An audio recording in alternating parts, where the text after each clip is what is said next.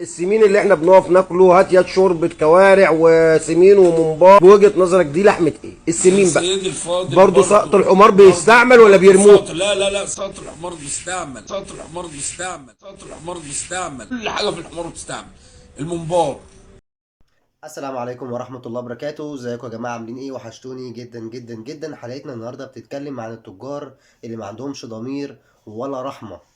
الناس صحاب المحلات، التجار صحاب المحلات الفخمة الهاي كلاس والناس اللي بتروح بتوع تكير يا بيبي وهلو يا مامي وهلو يا بابي ويا دادي، والناس اللي انتوا الحلوة اللي انتوا عارفينها دي بتروح محلات فخمة قوي ومية مية والدنيا تمام، وللأسف صاحب المحل بيبقى معندوش ضمير عشان يكسب. بيعمل سواء محل سمين، محل مثلا بيبيع كباب وكفتة، اي حاجة تتخيلها فيها لحوم، اي حاجة تتخيلها فيها لحوم. حلقتنا النهاردة بتتكلم عن الموضوع ده.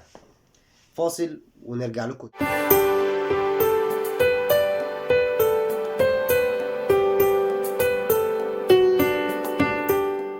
مش ضمير صحاب المحلات الفخمة الواو. تلاقي مثلا واحد علشان خاطر يكسب فلوس كتير بتاع مثلا محل سمين بيجيب عارفين انتوا البومبار، عارفين البومبار بتاعت العجل؟ المفروض يعني ايه المصارين بتاعت العجل اللي هي بتتاخد دي تتعمل بومبار، طبعا كلنا اكيد يعني عارفينها يعني. تمام. دي في محلات السمين لو عملوا كده، لو خدوا الامعاء بتاعت العجل هيخسروا. فبيعملوا ايه علشان يكسبوا؟ صاحب المحل ياخد فلوس وهو مروح، والعمالة والمخلل بقى والطماطم واللي مش عارف ايه والسلطة والشغل الكتير قوي اللي انتوا عارفينه ده.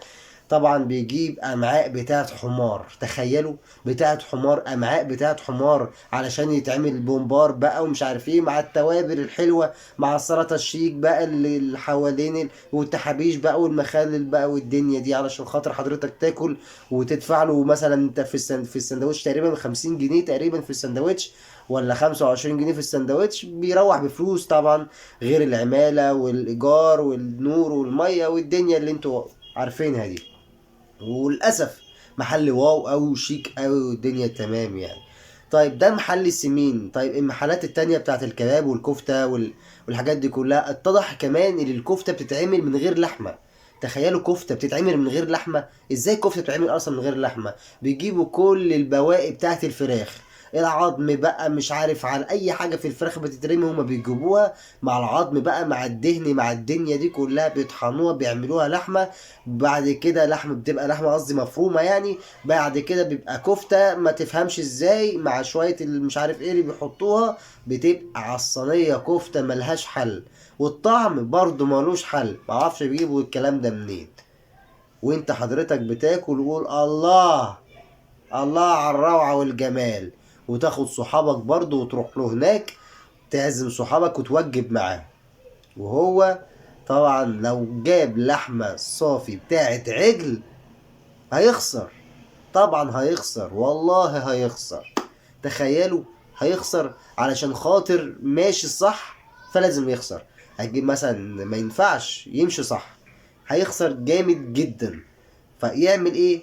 يا لحم بقر، لحم بقر طبعا هيخسره. لحم اي لحم معيز، لحم بقر مش عارف ايه المفروض اللي احنا ناكلها، طبعا ده يخسر. فيعمل ايه؟ يجيب بقى لحم حمير، لحم كلاب، لحم قطط، فيران، اي حاجه، المهم ياخد فلوس منك، يكبر محله، يدفع عمالته، ايجاره وميته ونوره، كل ده بالحرام. وانت ما شاء الله بتاكل وتقول ياه كمان، اديني كمان. ولما يغلي عليك مثلا في السهل يقول يا الراجل ده مع انه حاجته حلوه بس غالي. تخيلوا موضوع وصل ليه، حاجته حلوه بس غالي. يا جدعان، يا جدعان، محدش ياكل من الشارع تاني، خلاص محدش ياكل من الشارع تاني، كل واحد يروح ياكل في بيته. طبعا احنا داخل علينا رمضان، فمش عايزين بقى ايه الاكل الشوارع بقى، وهنفطر بقى بره ومش عارف ايه والدنيا لا انت ممكن تتسحر بره فول وطعميه وتمام يبقى زي الفل معاك. اما هتاخد مثلا صحابك توجب معاهم وتفطروا بره، الله اعلم هتفطروا ايه، مثلا بيتزا بقى باللحمه، بالسجق، كريب مش عارف بالفراخ، الله اعلم دي فراخ بقى ميته ولا ايه ظروفها. ما يمكن فراخ ميته، زي برضو معرفش هل دي اشاعه ولا الموضوع ده حقيقي. في محلات كرم الشام بيقول لك فراخ كتير كانت فاسده او فراخ ميته، كانوا بيعملوها للناس. هل الموضوع ده يعني فعلا ولا صح ولا غلط؟ ده كان فعلا موجود ولا دي اشاعات عشان كرم الشام؟ الله اعلم. بس فعلا محدش ياكل اي حاجه من بره الايام دي. الايام دي ايام صعبه جدا، وايام دي الناس كل حاجه غاليه، كل حاجه غاليه، والتجار علشان خاطر يكسب فلوس زي زمان ما عندهمش ضمير، بيجيبوا بقى الحمير واللي مش عارف ايه من هنا لهنا، اي عك وخلاص، المهم ما يخسرش. فكل واحد يا جماعة يخلي باله من صحته، وبلاش اكل الشارع. انت شغال ومش عارف تاكل ايه وطول النهار في الشارع، قضيها جبن يا عم. هات كشري كله، بس برضو الكشري ملوش امان. فتقول ازاي كشري ملوش امان يا عم؟ دي مكرونه، ايوه انا عارف لها مكرونه. السلطه بقى اللي بتتعمل منها المكرونه الله اعلم دي طماطم مدوده ولا بايظه، ولا برضو ملهاش امان. ايه بقى، هات الكشري من غير ما تحط صلصه. والله اصل هتعمل ايه؟ اصل مفيش حاجه فيها امان الايام دي خالص. فما احنا داخل علينا رمضان، فما بلاش اكل الشارع ده يا جماعه. بلاش اكل الشارع يا جماعه، بلاش اكل الشارع، اكررها، بلاش اكل الشارع.